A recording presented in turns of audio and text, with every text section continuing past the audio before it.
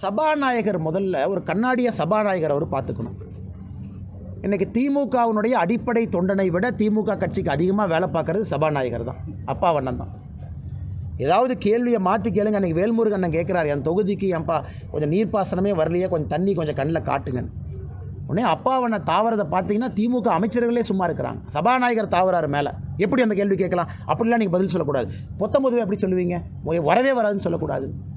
அதே போல் பாரதிய ஜனதா கட்சியினுடைய 4 எம்எல்ஏக்கள் கேள்வி எழுப்பினாலும் கூட அப்பாவண்ணன் அப்படியே மேலே தாண்டுவார். அதனால் இன்றைக்கி சபாநாயகர் அவர்கள் தன்னுடைய இருக்கைக்கு நடுநிலைமையாக இருக்கணும். இருக்கிறாங்கிற கேள்வி நான் வைக்கிறேன். ஆட்சியினுடைய பாதி விஷயத்தை போய் பேசுகிறதே அவர் தான். அந்த சட்டமன்றத்தை திமுக சார்பாக நடத்தி கொண்டு செல்வதே சபாநாயகர் அவர் தான், அப்பாவையா. அதனால் கண்டிப்பாக அப்பாவையா அவர்களுக்கு இதை பற்றி பேசுவதற்கு உரிமை இல்லையா நான் பார்க்குறேன். உரிமை இருக்குது. ஆனால் இந்த கேஸில் அவர் திமுக சார்பாக ஒருதலை பட்சமாக நடந்து கொள்ளும் பொழுது அது சபாநாயகர் கருத்தா இல்லை திமுகவினுடைய உறுப்பினர் அப்பாவு அவர்கள் கருத்தான்னு தான் எனக்கு தெரியும். இரண்டாவது, அண்ணன் திருமாவளவன் அவர்களை பொறுத்தவரை நம்முடைய தமிழகத்தினுடைய மேதக ஆளுநர் RN ரவி அவங்க என்ன சொல்லியிருக்காங்க பாருங்கள். சுப்ரீம் கோர்ட்டு கைட்லைன், இங்கே பாருங்கள் UGC guideline, 4 member search committee, அதில் ஒரு UGC நாமினி இருக்கணும். நீங்கள் நாமினி போடாமல் நீங்கள் வைஸ் சான்சலர் செலக்ட் பண்ணிங்கன்னா அந்த வைஸ் சான்சலர் ப்ராசஸில் இருக்கிறவங்க கோர்ட்டுக்கு போய் ஸ்டே வாங்குவாங்க. அவர் சொல்வதிலே நியாயம் இருக்கத்தானே செய்யுது. உச்சநீதிமன்றத்தினுடைய தீர்ப்பும் UGCயினுடைய பல இடத்துல அவங்களுடைய வழிகாட்டுதலும் ஒரு UGC நாமினியை வெய்யுங்கன்னு சொன்ன பிறகு தமிழக அரசு ஒரு ப்ரெஸ்டீஜ் இஷ்யூ எடுத்து நாங்கள் வைக்க மாட்டோம், கோவிச்சலினா நாங்கள் வைக்க மாட்டோங்கிறாங்க. அப்போ இதில் தேர்வு செய்யப்படாத ஒரு நபர் கோர்ட்டுக்கு போய் இந்த ப்ராசஸை ஸ்டாப் பண்ண முடியாதுன்னு என்ன நிச்சயம்? அதற்கு யாருமே பதில் சொல்ல. உச்சநீதிமன்றத்தை பற்றி யாரும் பேசலை, UGCயை பற்றி பேசலை. இவர்கள் ஆளுநருக்கும் தமிழகத்தினுடைய உயர்கல்வித்துறைக்கும் சண்டை போட்டுட்ருக்காங்க. இன்றைக்கி பிரச்சனை என்னங்கன்னா, இதனால் 6 கல்விக்கூடங்கள் 6 பல்கலைக்கழகத்தில் வைஸ் சான்சலர் இன்றைக்கி இல்லை. இந்த பஞ்சாயத்தில் பாதிக்கப்படுறவங்க யார்? மாணவர்கள். சிஸ்டம் இல்லை, கான்வகேஷன் பாதிக்கும்.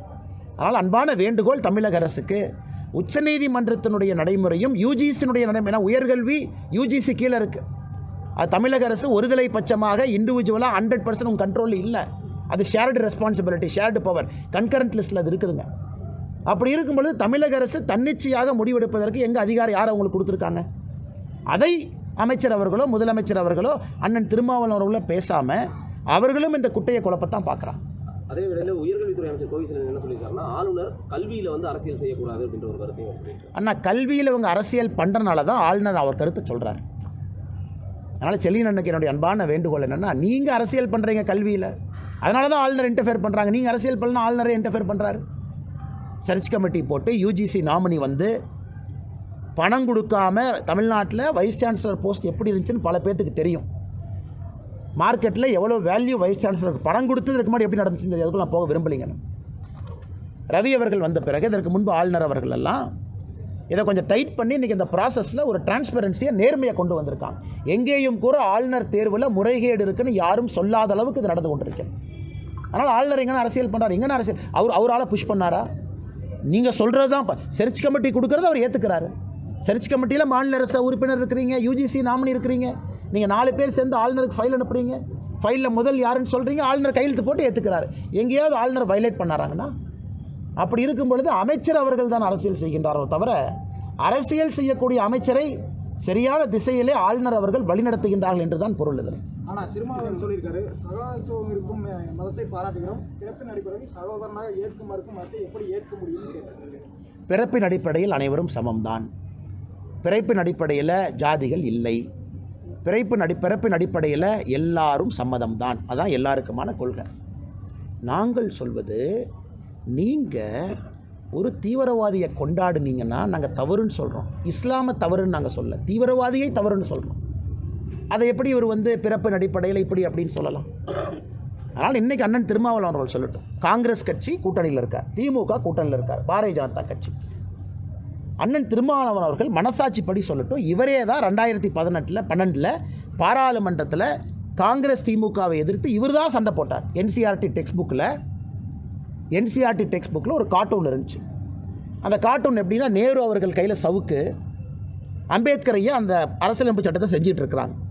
நேரு அவர்கள் சவுக்கை வச்சு அம்பேத்கர் ஐயாவை அடிக்கிற மாதிரி ஒரு கார்ட்டூன். அதில் என்ன சொல்கிறாங்கன்னா, அம்பேத்கர் அரசியலமைப்பு சட்டத்தை ரொம்ப மெதுவாக நத்தை வேகத்தில் போனனால நேரு அவர்கள் சாட்டையை சொல்லட்டினார்னு NCERT டெக்ஸ்ட் புக்கில் இருந்துச்சு.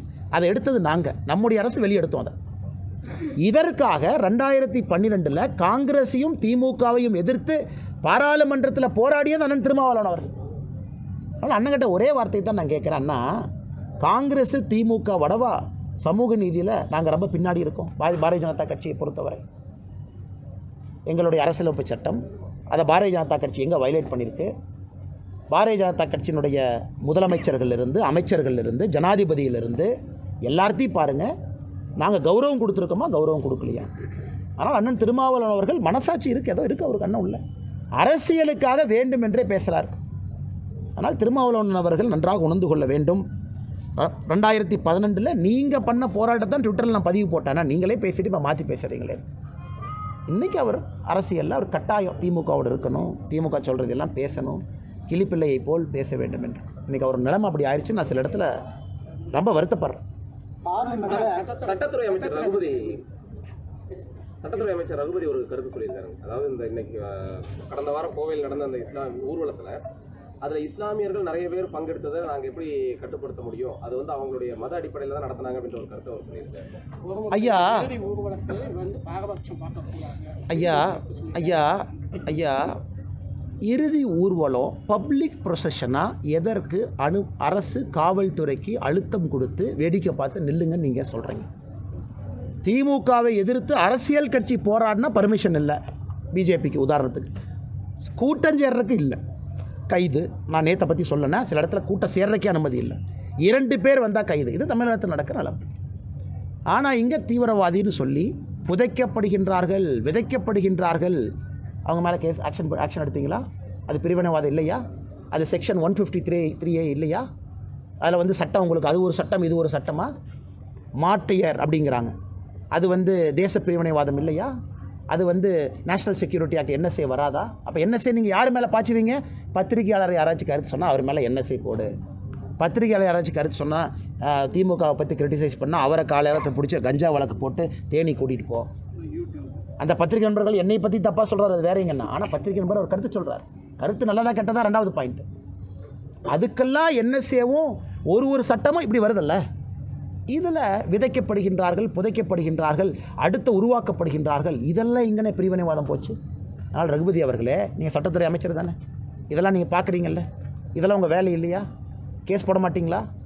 அமைதியான முறையில் ஊர்வலம் நடந்துச்சா? இதைத்தான் நாங்கள் கேட்கின்றோம். எதற்கு ஒருதலை பட்சம் தான் எங்கள் கேள்வியை தவிர நீங்கள் தயவு செஞ்சு மக்களை குழப்பாதீங்க. இறந்த பிறகு ஒரு மனிதனுக்கு ஒருத்தர் மரியாதை கொடுக்குறாங்க, கொடுக்கட்டும், ஆட்சேபனை கிடையாது. அது அவர்களுடைய வழக்கம், பண்ணட்டும். பப்ளிக்காக நடந்ததை நாங்கள் எதிர்க்கிறோம். பப்ளிக்காக அங்கே பயன்படுத்தப்பட்ட வார்த்தைகளை கண்டிக்கிறோம். காவல்துறையினுடைய கையை கட்டி போட்டு விட்டு மௌனமாக பார்க்க வச்சிங்கல்ல, அதை நாங்கள் எதிர்க்கின்றோம். இதுதான் நேற்று பாரதிய ஜனதா கட்சி கோயம்புத்தூரில் எல்லா இயக்கங்களோடு சேர்ந்து நடத்திய கண்டன ஆர்ப்பாட்டத்திற்கு இதுதான் காரணம். அதுக்கு வழக்கு பதிவு பண்ணியிருக்காங்களா? 170 BNSS வழக்கு பதிவு யார் என்னங்கண்ணா? அதெல்லாம் இப்போ முதல்ல ஓடி வருவாங்களேண்ணா. வழக்கு பதிவு பண்ணுற அண்ணாமலை மேலே வழக்கு போனால் ஓட்டப்பந்தயத்தில் 100 மீட்டர் ரேஸில் ஒலிம்பிக்ஸ் அனுப்பிச்சின்னா கூட கோல்டு மெடல் வாங்குற ரேஸில் ஓடுறாங்க. எப்படா அவன் மேலே கேஸ் போடலான்னு. அதனால் அதெல்லாம் பார்த்துக்கலாங்கண்ணா. வழக்கு பதிவு ஒன்றும் புதுசில் பார்த்துக்கலாங்கண்ணா. நாங்கள் எப்போவுமே சட்டத்தை மதிக்கிறோம், சட்டத்தின் பக்கம் இருக்கின்றோம், அது வேறு. நாங்கள் நேற்று பைக்கில் பேசுறதை நீங்கள் பார்த்தீங்களே, ஒபே பண்ணி போனோம். இதான் ரூல். போலீஸ் ஐயா சொல்கிறீங்களா, ரைட், இந்த ரோட்டை ரைட், நிற்கணுமா நிற்கணும், வண்டியில் ஏறணுமா ஏறணும், மண்டபத்துக்கு போகணுமா போகணும், இந்த டைமுக்கு வர்றீங்களா விடுங்க. அது நாங்கள் பக்காவாக ஃபாலோ பண்ணுறேங்கண்ணா. நான் கேட்பது கோயம்புத்தூரினுடைய சூழ்நிலையை கருத்தில் கொண்டு ஒரு 144 உங்களுக்கு போட முடியாதா? ஒரு ஊர்வலம் போது, ப்ரொசஷன் போது, ஃபியூனரல் ப்ரொசஷன் போது 144 எதுக்கெல்லாம் போடுறீங்க? இதுக்கு போட மாட்டிங்களா? 5 பேத்துக்கு மேலே சேரக்கூடாதுன்னு சொல்ல மாட்டிங்களா? குடும்பத்தினுடைய தனிப்பட்ட நிகழ்வுன்னு சொல்ல மாட்டிங்களா? இல்லை 100 பேர் தான் மேக்ஸிமம், 100 பீப்புள் வாங்க, நீங்கள் நாமினேட் பண்ணிட்டு வாங்க, அது சொல்ல மாட்டிங்களா? எதுக்கெல்லாம் 144 போடுறீங்க? இதுக்கு போட மாட்டாங்களா? ஆனால் இன்றைக்கி தைரியமாக சில அமைப்புகள் மேலே போய் கம்ப்ளைண்ட் கொடுக்குறாங்க கமிஷனர்கிட்ட. நான் ஏதோ பேசி மதக்கலவரத்தை உண்டு பண்ணிட்டேன், இன்றைக்கி தமிழக அரசியல்வாதிகளே எல்லா மதமும் சமம், எல்லாம் ஒன்றா இருப்போம் சொல்கிறது நான் தாங்க. அதனால் மேலே கேஸ் போகணும் ஒரு குரூப் கிளம்பியிருக்கு. இந்த அலுவலர் தான் சிரிக்கிறதான்னு தெரியலையா? மத்திய அரசு திருந்தலைன்னா தமிழ்நாட்டு மக்கள் மத்திய அரசு திருத்த வேண்டிய அவசியம் வந்துவிடும். ஏன்னா பார்லிமெண்ட் கூட்டத்தொடரில் திமுகவுடைய விஷயங்களை தெரிவித்து சாதகம் கேட்கல. ஆனால் மத்திய அரசு திருந்தலைன்னா தமிழக மக்கள் மத்திய அரசை திருத்த வேண்டி வரும் அப்படிங்கிறாங்க இல்லையாங்கண்ணா. இன்றைக்கி முதலமைச்சர் அப்பப்போ மறந்துடுறார். முதலமைச்சர் அவர்களை பொறுத்தவரை இன்றைக்கி அவர் கண்ணாடியில் போய் பார்க்கணும். தமிழக மக்கள் முதலமைச்சரை நாற்காலியிலிருந்து அகற்றுவதற்கு எல்லா வேலையும் ஆரம்பிச்சிட்டாங்க. திருநெல்வேலி கோர்ட்டில் வெளியே ஒருத்தனை வெட்டி கொள்ளுவாங்க. இந்த சடுகுடு ஆடுற மாதிரி லாயரே போய் அவர் வண்டியை பிடிப்பாங்க, 2 லாயர் அக்யூஸ்ட்டை பிடிச்சி போலீஸ்ட்டை கொடுப்பாங்க. இது திருநெல்வேலி. வெள்ளூரில் விட்டல்குமார் என்று பாரதிய ஜனதா கட்சியினுடைய தொண்டரை கொலை பண்ணுவாங்க. அக்யூஸ்ட் வந்து கோர்ட்டில் போய் 2 மணி நேரமாக வெயிட் பண்ணிட்டுருக்கான், என்னடா சரண்டராக வந்தோம், போலீஸ் யாரையுமே காணாமேன்னு. இதெல்லாம் தமிழ்நாடு நடக்கிறது. அக்யூஸ்ட் சரவணபவன் ஹோட்டலில் போய் டீ சாப்பிட்ற மாதிரி அங்கங்கே போயிட்டுருக்கான். இதெல்லாம் முதலமைச்சர் கண்ணுக்கு தெரியாதா? தமிழ்நாட்டில் சட்டம் ஒழுங்கு, லஞ்ச லாவண்யம் முதலமைச்சர் கண்ணுக்கு தெரியாதா? இன்றைக்கி பாராளுமன்றத்தில் இன்றைக்கி முதலமைச்சர் அவர்கள் நன்றாக புரிந்து கொள்ள வேண்டும். ஒரே நாடு ஒரே தேர்தல். எப்படி தமிழக மக்களுக்கு அது எதிரி? எப்படி அரசியலமைப்பு சட்டத்துக்கு எதிரி? அதனால் எதை கொண்டு வந்தாலும் தமிழகத்துக்கு எதிரின்னு ஒரு கிளம்புறார். நாங்கள் முதலமைச்சர் அவர்களை மாதிரி தெரியாமல் 2011 மீத்தேனு கையெழுத்து போடுறேன்னு சொல்கிற குரூப் நாங்கள் இல்லைங்க, தெரியாமல் போட்டுட்டோம். எதை செய்தாலும் நேர்மையாக வெளிப்படையாக தமிழக மக்களுக்காக செய்து கொண்டிருக்கின்றோம். அதை முதலமைச்சர் அவர்களும் உணர்ந்து கொள்வார்கள் என்கின்ற நம்பிக்கை எனக்கு. இதே விஷயத்துல அந்த சம்பவம் நடந்து 2 மணி நேரத்துல குற்றவாளியை வந்து நாங்க கைது செய்திருக்கோம். சம்பவம் நடக்குது அப்படின்றதுக்காக சட்டம் ஒழுங்கு சரியில்லை அப்படின்றத ஏற்றுக்க முடியாது. ஒரு பத்திரிகையாளர் சந்திப்பில் கூட யாரோ ஒரு அருவாளில் வந்து வெட்டிட்டீங்க அப்படின்னா அதை வந்து யாரையும் நான் தடுக்க முடியாதுன்ற மாதிரி ஒரு கருத்தை ரகுபதி சொல்லியிருக்காரு சட்டத்துறை அமைச்சர். இதை விட மோசமாக ஒருத்தர் கருத்து சொல்லி நான் கேட்டதே இல்லைங்கண்ணா. பத்திரிகையாளர் சந்திப்பில் யாராவது வந்து அருவாள் எடுத்து யாரை வெட்டணுமாங்கண்ணா? யாரை வேணாலும் நீங்க வெட்டிக்கலாம். அதை நாங்கள் எப்படி நாங்கள் இது பண்ண முடியும்? குற்றவாளி சம்பவம் நடந்ததுக்கு பிறகு நாங்கள் கண்டுபிடிக்கணுமா இல்லையா? ஒரு வாய் இருக்குன்னா ரகுபதி அவர்களுக்கு ஒரு கான்ஸ்டபிள் ட்ரைனிங் கிளாஸில் போய் உட்கார வச்சு செஷன் 1 ஃபஸ்ட்டு 1 மணி நேரம் காவல்துறையினுடைய வேலை என்ன, அதுதான் அப்படி தான் ஆரம்பிப்பாங்க. Prevention of crime, detection of crime, இதுதான் first lecture, first class, first speech. கான்ஸ்டபிளுக்கு நம்ம சொல்லிக் கொடுப்போம், தம்பி உங்கள் வேலை என்னென்னா குற்றத்தை தடுப்பது, ப்ரிவென்ஷன் ஆஃப் க்ரைம். 80% தான்ப்பா அவங்க வேலை. நைட்டு பெட்ரோல் போகணும், அக்யூஸ்ட்டை கண்காணிக்கணும், ரவுடி யார் ஜெயிலேருந்து வந்திருக்கான்னு பார்க்கணும், அவன் வீட்டுக்கு போய் செக் பண்ணணும், அவன் தொழில் எங்கே இருக்கான்னு பார்க்கணும், ரவுடி ரெஜிஸ்டர் ABC மெயின்டைன் பண்ணணும், மாதம் ரவுடி பரேட் நடத்தணும். இது ஃபஸ்ட்டு வேலை. 20% டிடெக்ஷன் ஆஃப் க்ரைம், குற்றம் நடந்ததுக்கப்புறம் போய் தூக்கிட்டு வா. அதனால் ரகுபதி அவர்களுக்கு அன்பான வேண்டுகோள், வண்டலூரில் நம்முடைய தமிழக அரசு போலீஸ் துறையினுடைய ட்ரைனிங் சென்டர் இருக்குது. கான்ஸ்டபிள் அவர்களோடு அமர்ந்து முதல் கிளாஸை 1 மணி நேரம் உட்காந்து கவனிச்சுட்டு வந்து இது போன்ற பொன்னான வார்த்தைகள்லாம் அவர் சொல்லட்டும், அதுக்கப்புறம் நான் பதில் சொல்கிறேன். பாஜகவினர் எப்போதுமே ஆயுதங்கள் வைத்திருப்பார்கள்ன்றது எல்லாத்துக்குமே தெரியும் அப்படின்ற ஒரு கருத்தையும் அவர் சொல்லியிருக்காரு. யாருங்கண்ணா? சட்டத்துறை அமைச்சர் அண்ணா, இன்னைக்கு சட்டத்துறை அமைச்சரா இல்லை திமுகவுடைய பேட்டை ரவுடியான்னு சந்தேகமாக இருக்கிறாங்க. ஏன்னா இந்த பொன் வார்த்தைகள்லாம் ஒரு சட்டத்துறை அமைச்சர் பேசுவதற்கு வாய்ப்பே இல்லை. பத்திரிகையாளர் சந்திப்பில் வந்து வெட்டிடுவாங்க, இதெல்லாம் ஒரு பொறுப்பான ஒரு அமைச்சர் பேசுவாங்களா? ஒரு பேட்டை ரவுடி தான் பேசுவாங்க. இப்போ வருவாங்க ரவுடி, இப்போ வந்து உன்னை வெட்டுவாங்க என்னை வெட்டுவாங்க, இது பேட்டை ரவுடி பேசுகிறது. ஒரு பொறுப்பான பத்திரிகையாளர்கள் இருக்கக்கூடிய இடத்துல இதெல்லாம் பேசக்கூடாதுங்கன்னா. 2வது, பாரதிய ஜனதா கட்சி எப்போவுமே ஆயுதம் வச்சுருப்பாங்க. எந்த பாரதிய ஜனதா கட்சி எந்த ஆயுதத்தை வச்சு என்ன பண்ணாங்க? இதில் நடந்திருப்பது, வேலூரில் நடந்திருப்பது, உங்களுடைய திமுக பஞ்சாயத்து தலைவரனுடைய டிரைவரு பையன் ஃபேமிலி வந்து வெட்டியிருக்காங்க, அவருடைய தூண்டுதல். அதான் கேஸே, இதுதான் கேஸே உங்கள் கட்சிக்கார மேலே தான். பஞ்சாயத்தில் இருக்கிற முறைகேடை விட்டல்குமார் எதிர்த்தார், நீங்கள் வந்து தலையில் ராடு அடித்து கொண்டுட்டீங்க, இதுதான் கேஸ். இதில் வெப்பன் வச்சிருந்தது யார்? வெப்பன் வச்சிருந்தது நீங்கள். ராடு வச்சிருந்தது யார்? திமுக. ஆனால் ரகுபதி அவர்களுக்கு இன்றைக்கி நான் சொன்ன கருத்தை நான் மாற்றிக்கிறேங்கன்னா, போலீஸ் ட்ரைனிங் இன்ஸ்டியூட்டுக்கு அனுப்பக்கூடாதுங்கன்னா, அவர் வந்து இந்த ரவுடிகள் பெரேட்லாம் நடக்குதுல்ல, அதை போய் சட்டத்துறை அமைச்சராக பார்க்க சொல்லணும். ரவுடிகள்லாம் எப்படி இருக்காங்க தமிழ்நாட்டில், ரவுடி பெரேட் நீங்களும் போய் கமிஷனரோட உட்காந்து சேர் போட்டு உட்காந்து ரவுடிகள் எப்படி பேசுகிறாங்கன்னு பாருங்கள். ஏன்னா ரவுடிகள் பேசக்கூடிய அதே பேச்சை அன்றைக்கி சட்டத்துறை அமைச்சர் பேசுகிறாங்க. இப்போ ஒரு பேட்டை ரவுடிக்கும் சட்டத்துறை அமைச்சருக்கு இருக்கக்கூடிய அடிப்படை வித்தியாசம் என்ன? அடிப்படை வித்தியாசமே இல்லையே. அதே லாங்குவேஜை, அதே பதத்தை, அதே சொல் பதத்தை இவரும் பயன்படுத்துகிறாரே. 2026 சட்டசபை தேர்தலில் 200 தொகுதிக்கு மேலே ஜெயிச்சு காட்டுவோம் அப்படின்னு முதல்வர் சொல்லியிருக்காரு. தமிழ்நாட்டிலையானா, இந்தியாவிலையா, பங்களாதேஷ்லையா, பாகிஸ்தான்லையா?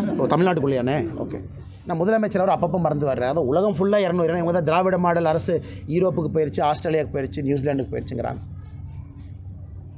எழுதி வச்சுக்கோங்கண்ணா, 200 தொகுதியிலே திராவிட முன்னேற்ற கழக தலைமையிலான கூட்டணி டெபாசிட்டை இழக்கும். 200ல் டெபாசிட் இழப்பாங்க.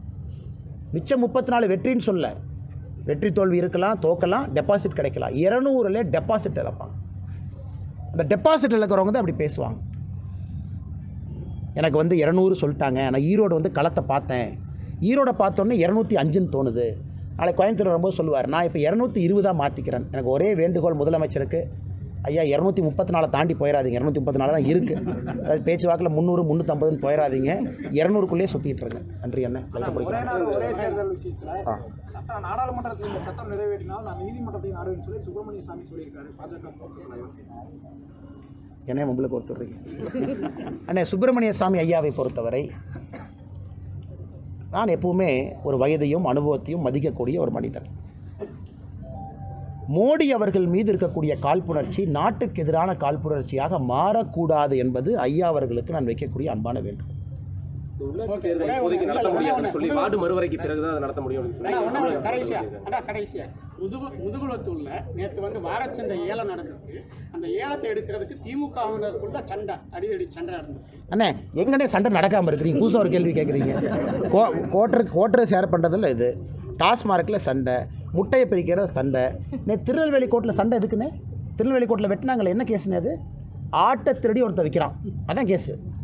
திருடி விற்றதில் எனக்கு பாதி காசு வரலின்னு 2 பேரும் சண்டை போட்டு வெட்டிக்கிறோம். இதான் தமிழ்நாட்டில் கேஸு. அதனால் திமுககாரங்க எல்லா இடத்துலையும் சண்டை போடுறாங்க. புதுசாக இது இல்லைங்கன்னு சந்திப்போம். மன்னிச்சுங்க, நேரமாச்சுங்க. நன்றிங்கண்ணே. தேங்க்யூ அண்ணா. அக்கா